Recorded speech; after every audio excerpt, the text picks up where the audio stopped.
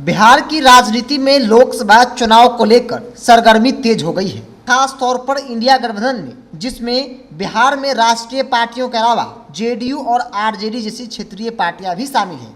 सवाल यही है कि किसको कितने सीटें चाहिए और कितनी मिलनी चाहिए। अब तक यह फैसला नहीं हो पाया है। हालांकि लालू यादव और नीतीश कुमार को जिम्मेदारी मिली है और ऐसे में दोनों नेताओं के बीच लगातार बैठक और मीटिंग का दौर जारी है। हर संभव प्रयास है कि किसी भी प्रकार से इंडिया गठबंधन के अंदर बिहार की 40 सीटों पर कौन सी पार्टी कितने सीटों पर चुनाव लड़ेगी यह तय कर लिया जाए।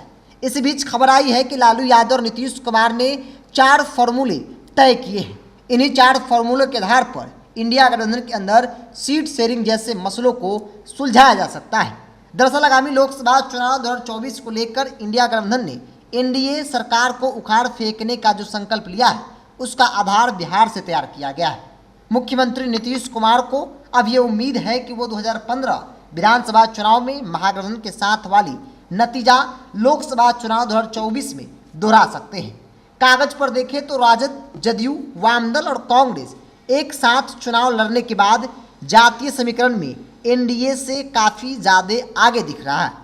पर यहाँ चौंकाने वाली बात यह है कि वोट प्रतिशत में आगे रहते हुए भी अभी तक बिहार में ही यह फैसला नहीं लिया सका है कि कौन से दल कहां से और कितनी सीटों पर चुनाव लड़ेगा।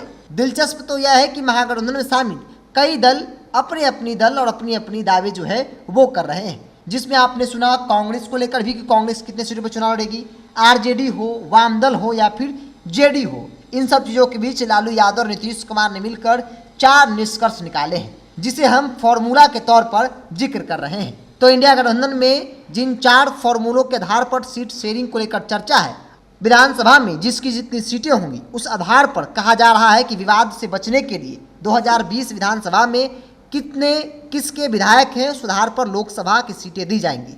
इस आधार पर राजद सबसे बड़ी पार्टी है क्योंकि 79 विधायक हैं। दूसरे नंबर पर जदयू है जिनके पास 45 विधायक हैं। तीसरे नंबर पर कांग्रेस है जिनके पास 19 विधायक हैं।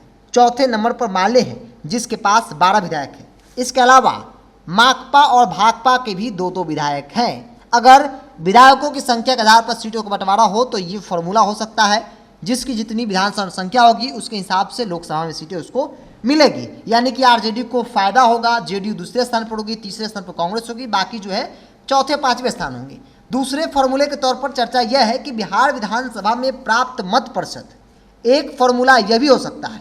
इसके अनुसार राजद सबसे बड़ी पार्टी है और उनका वोट प्रतिशत जो है वो विधानसभा में 23.11% है। जदयू पिछले विधानसभा चुनाव में 15.42% मत मिले थे। वाम दलों को 1.75% मिले थे, मगर सीट 12 मिली थी।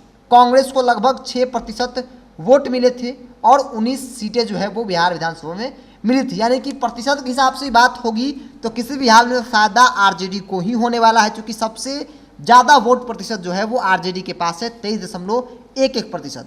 दूसरे नंबर पर जेडीयू है, तीसरे नंबर पर वामदल है और चौथे नंबर पर कांग्रेस, यानी कि कांग्रेस को यहाँ पे नुकसान हो सकता है। तीसरा फॉर्मूला यह बताया जा रहा है कि पिछले लोकसभा चुनाव में दलों की स्थिति को देखी जाएगी।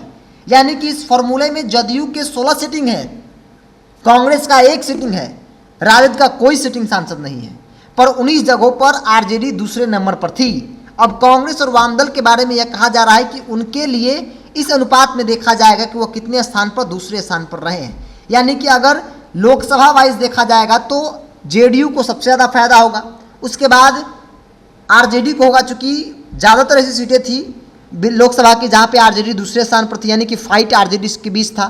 तो ऐसे में अगर तीसरे नंबर फॉर्मूले पर बात होती है तो फिर नीतीश कुमार की पार्टी को फायदा हो सकता है। अब फॉर्मूले नंबर चौथा, एक चर्चा यह भी है कि जदयू और राजद 15-15 सीटों पर लड़ेंगे और गठबंधन में शामिल दलों को, जैसे कांग्रेस को 5, माले को 3, भाकपा और माले को 1-1 सीट लोकसभा की दी जाएगी।